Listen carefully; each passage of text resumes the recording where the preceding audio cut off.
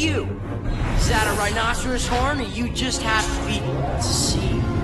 I'm so scared I can't even finish my lame joke. Welcome to MojoPlays, and as the generations tick on, it's easy to forget that some of the best games came from the greatest era of consoles, but they don't get talked about as much as they should. You got any other options, Chief? Yeah, well, learn fast or die trying. Before we continue, be sure to subscribe to our channel and ring the bell to get notified about our latest videos.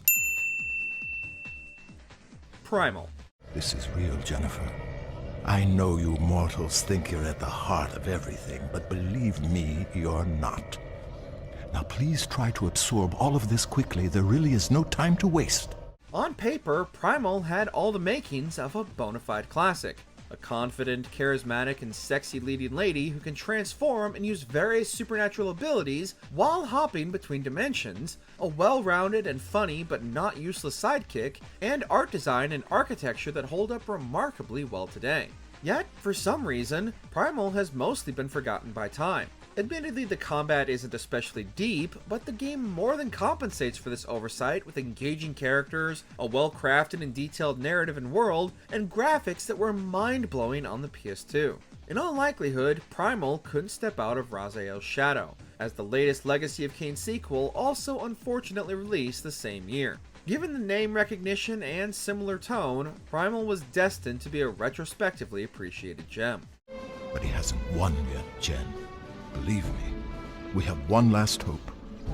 Now you're not going to let him get away with all this, are you? Darkwatch.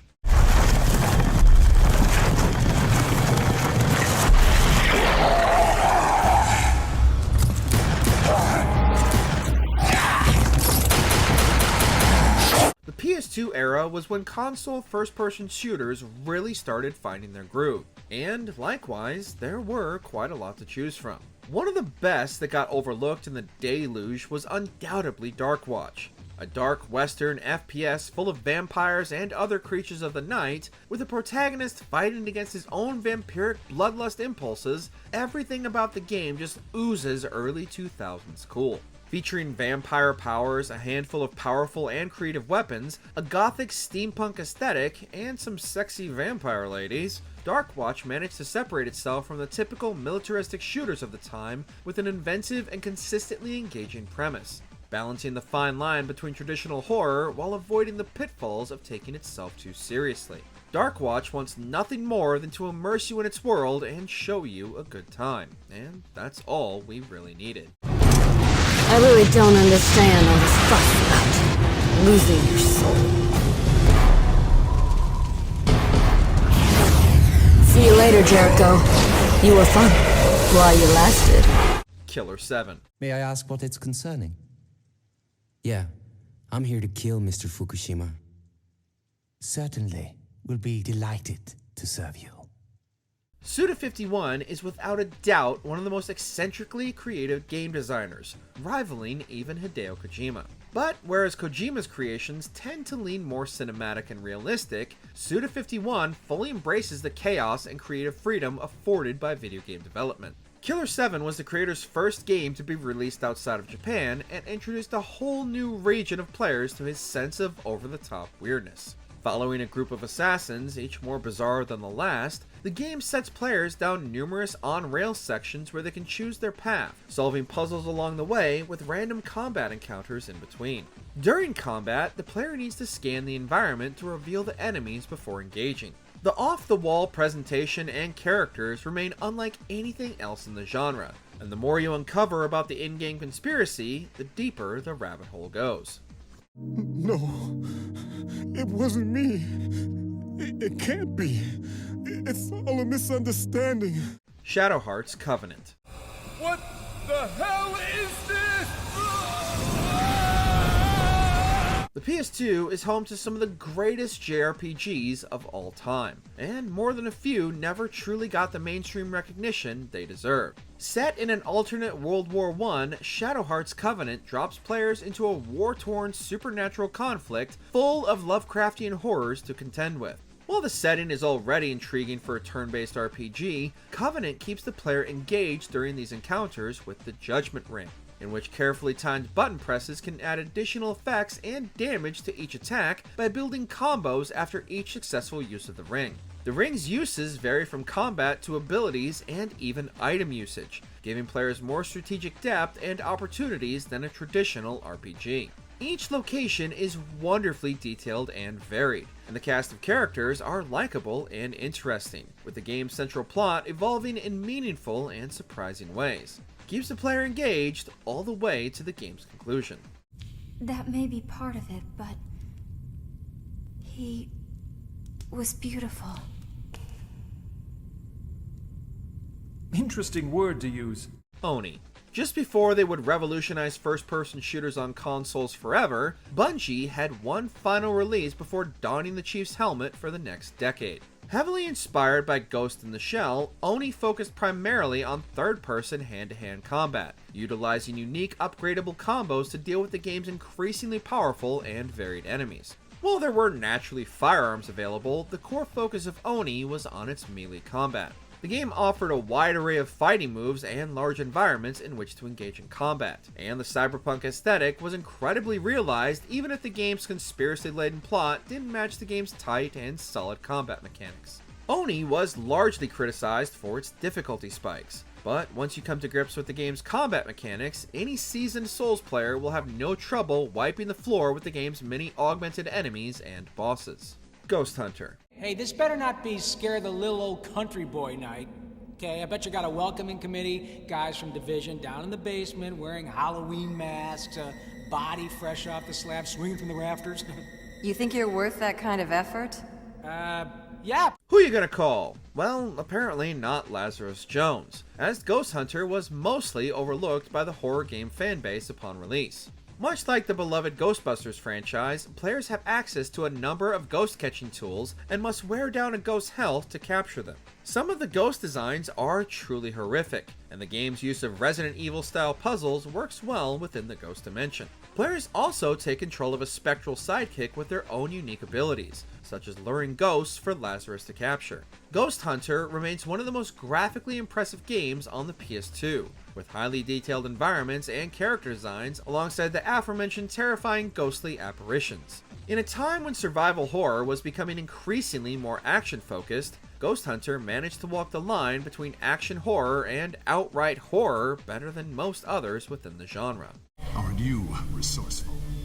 It is strange to meet one's maker. Stranger still to find that he is worthless. Downhill Domination.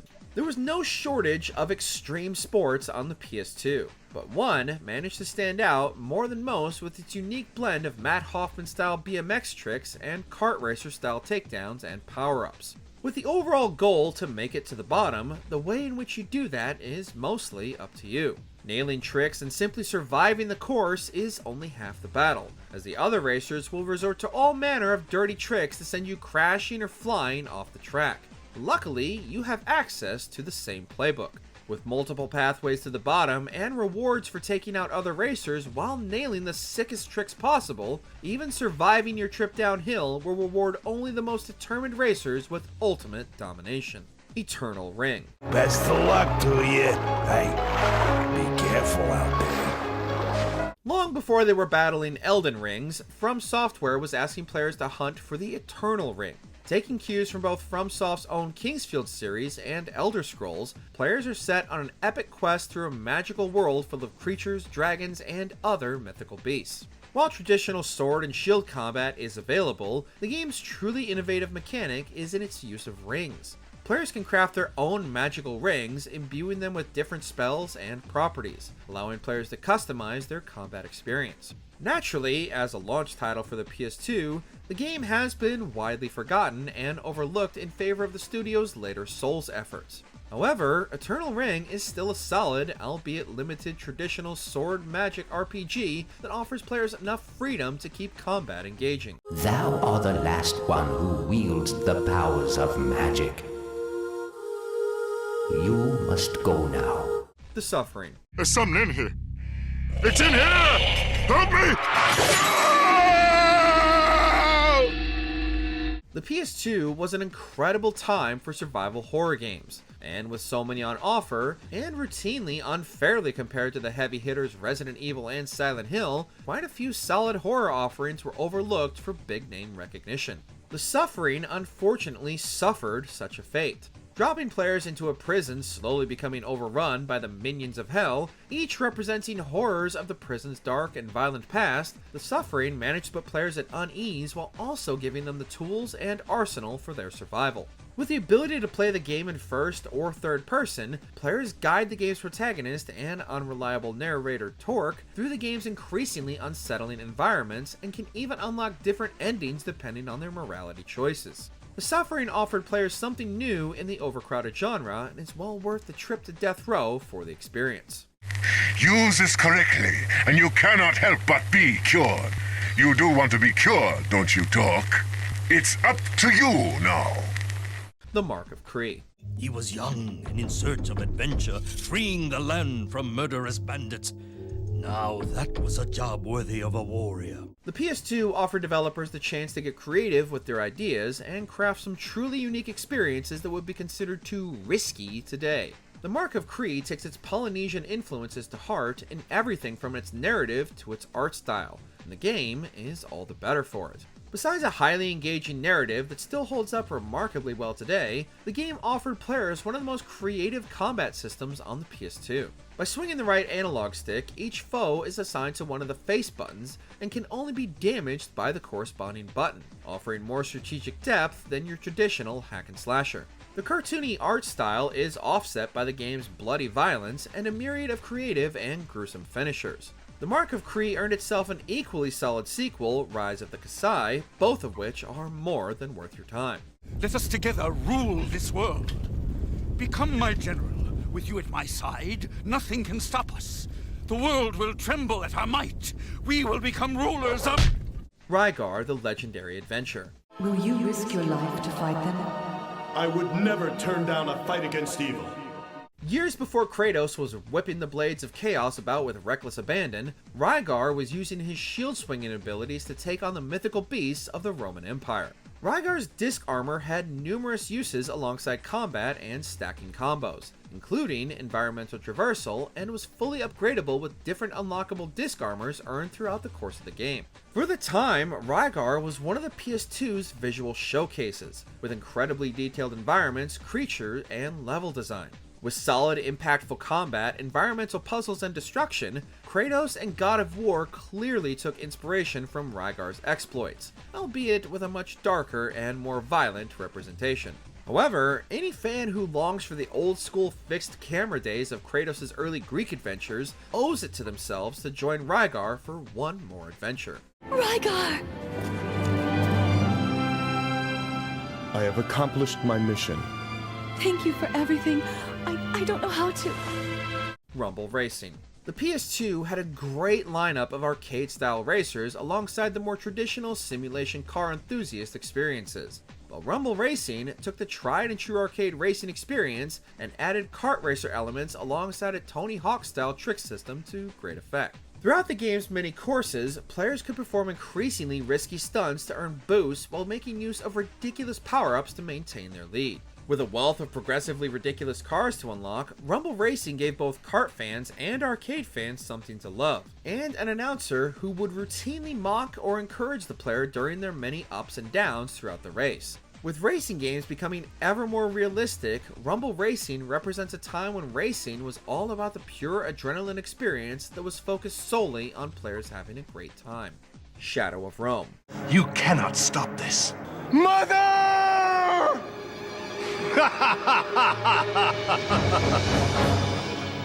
Rome was really going through it in video games back on the PS2, but Shadow of Rome managed to almost perfectly recapture the magic and glory of the ring from Ridley Scott's Gladiator in a way no other game has since. While there were stealth sections in which you need to sneak your way around cleverly designed environmental puzzles Assassin's Creed style, only without all the stabbing, the bulk of the game was all within the Colosseum. Players partake in several different events, from outright clashes to chariot races, with the overall goal of not only surviving, but winning over the crowd with glory and splashy finishers and combos, utilizing all manner of weapons, all in the name of glory in the ring. The battles within the arena more than made up for the stealth section's shortcomings and make you wonder why they weren't the sole focus for the entire game.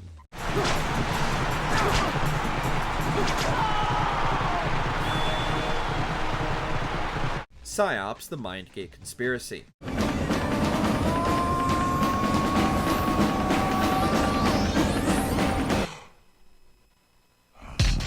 While the equally impressive other telepathic title Second Sight would also fit nicely on this list, we have to give the nod to Psi-Ops for the sheer amount of chaos that could be unleashed using your new telekinetic abilities. Setting players loose with not only an arsenal of firearms, but players also get the most out of their mind using abilities such as telekinesis, mind control, pyrokinesis, and best of all, mind drain, in which you can replenish your Psi energy meter by draining enemies until they literally pop. The use of these powers offered players a lot of freedom in not only combat encounters, but also how they solved the game's environmental puzzles. The game's story might be nothing more than a traditional conspiracy-laden checklist, but it does finally start ramping up towards the end, only to end on one of the most frustratingly unresolved cliffhangers in all of gaming. That's no help.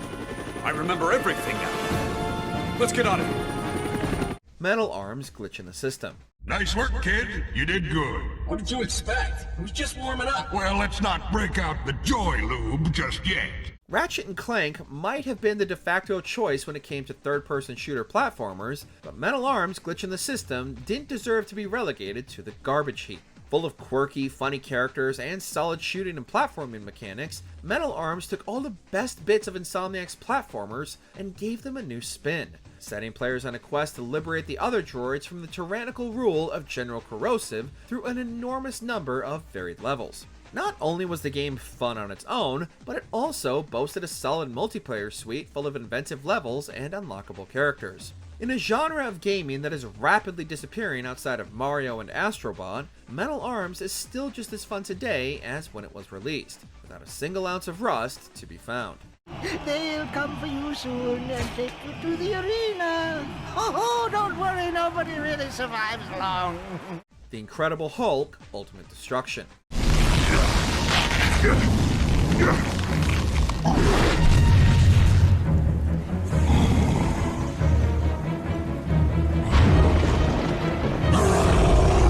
With all the advancements in technology, specifically when it comes to environmental destruction, it's insane that the definitive Hulk experience peaked on the PS2.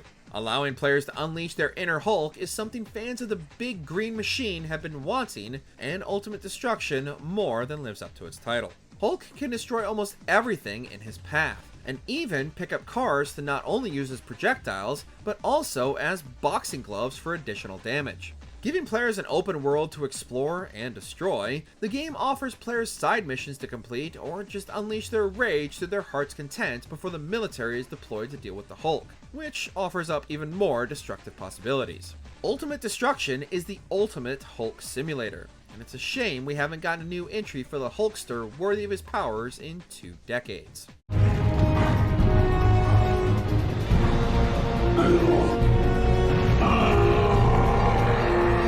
Zone of the Enders, the second runner. Mech games are prime video game material, but too many of them don't capture the sensation of whipping around the battlefield in a mech standing almost 100 feet tall. Thankfully, Hideo Kojima understands this desire for mechanized combat. After a good trial run with the original Zone of the Enders, the second runner offered players some of the best mech combat in the genre. Sure, the story was there mostly to move the game forward, but the game's combat was undeniably its strongest mechanic, and offered a sense of speed other mech games of the time were missing. Improvements across the board from its predecessor, the second runner was bigger, flashier, and more confident than the original, and the addition of taking on multiple enemies at once and even using objects in the environments as weapons made the entire experience even more immersive.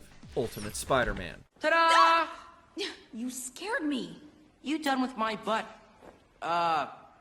hole yet? Spider-Man is one of the most popular comic book characters of all time, so naturally he's had no shortage of video game outings. But one of his best was overshadowed by the tie-in game to Sam Raimi's blockbuster sequel. Adapting the wildly popular Ultimate Spider-Man run, the game's use of cel-shaded graphics and comic book panels made the game feel like an interactive issue, and perfectly brought the comic book to life. Not only do players get to step into the spandex of the webhead, they also get to unleash the Beast as Venom, with his own separate storyline alongside a laundry list of cameos from other Marvel superheroes. Ultimate Spider-Man improved the Spidey formula with better combat, exploration, and a more detailed New York to explore, as well as a faithful adaptation of the beloved series that more than did its source material justice. Ah, thank goodness. I didn't know how much longer I was going to be able to stay conscious. Transformers. Autobots, we must stop Megatron. Roll out! Another property we don't see enough of these days, Transformers on the PS2 set the benchmark for the robots in disguise that only a couple of later games would manage to improve upon. Able to transform and roll out with the push of a button, Transformers also allowed players to augment their abilities with mini-cons, giving them more options to customize their combat experience, even bolstering some attacks by stacking multiple mini-cons of the same type. With fan-favorite Autobots Optimus, Hotshot, and Red Alert available for players to take on the Decepticons, there's no shortage of fan service within the game. While the game tells its own standalone story, there are more than enough Easter eggs and nods for longtime fans to uncover. The game's combat is solid, and transforming back and forth from vehicle to Autobot is always immensely satisfying. Too bad they don't make them like this anymore. For victory! Victory! Beautiful Joe.